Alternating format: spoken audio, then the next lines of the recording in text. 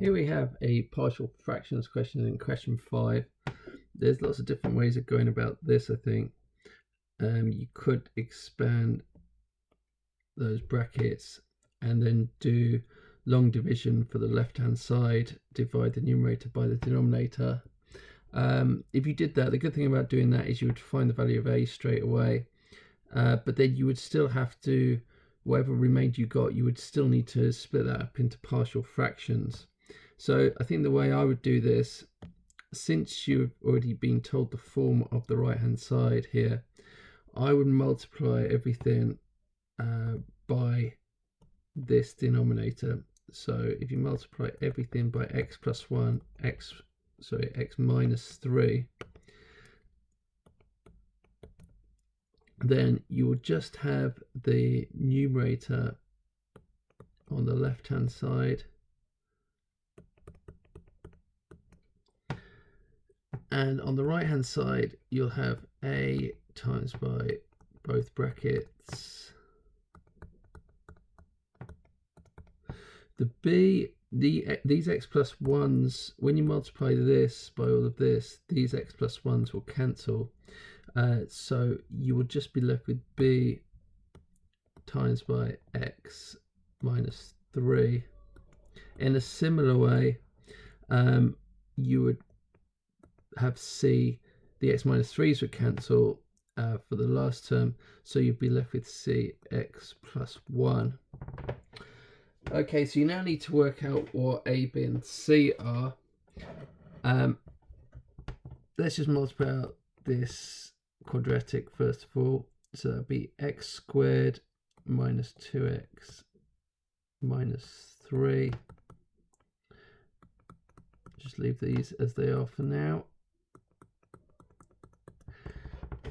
Okay, so now to save a bit of time writing lots of a's out, you can already see what a is going to equal. Since this has got no x squared term and that's got no x squared term, we know that this times this has got to equal 3x squared. So you can just write down now, if you like, that a has to equal 3. Okay, so from now on, instead of writing a, we can use a 3. So if we start multiplying out the brackets, since a equals 3, this is going to be 3x squared minus 6x minus 9. Multiply out this bracket, we get bx minus 3b plus cx plus c. And I'll just write down the left-hand side as it is. Okay, so if we start collecting the terms together, the only x squared term is 3x squared. We've already talked about that. If we think about all the x terms, the x terms are going to be this, this, and this. So for the x terms, we're going to have b plus c minus 6 for the x term there.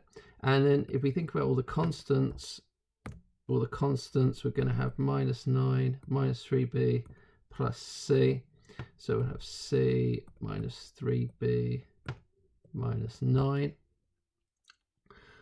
Okay, so if we look at this, this must correspond with that 4 because the x terms must be equal on both sides of the equation. So we can write that down, that b plus c minus 6 has to equal 4, so we know b plus c equals 10. Let's carry on with the green for this. So this constant must equal that constant. So c minus 3b minus 9 equals minus 7. So c minus 3b will equal plus 2.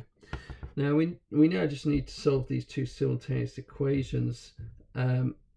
So again, there's lots of ways of solving these. I think probably the easiest way of doing it, just get rid of that. Probably the easiest way of doing it is to say, let's bring that down to here. So we've got b plus c here equals 10. If we called this equation 1 and this equation 2, I would subtract these now to cancel the c's. So subtract. You could use your calculators to solve these simultaneous equations. That would be fine. I think it's probably just as quick in this case to do equation 1 minus equation 2. The c's will cancel, and we'll have minus 4b minus 3b minus another b, and we'll have 2 minus 10, so that'll give us minus 8. So b will equal plus 2. So now we know that we already know that a equals 3. We know b equals plus 2.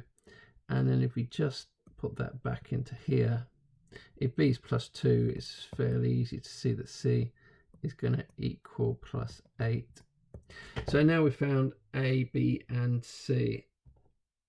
So that's what the question was asking us to find.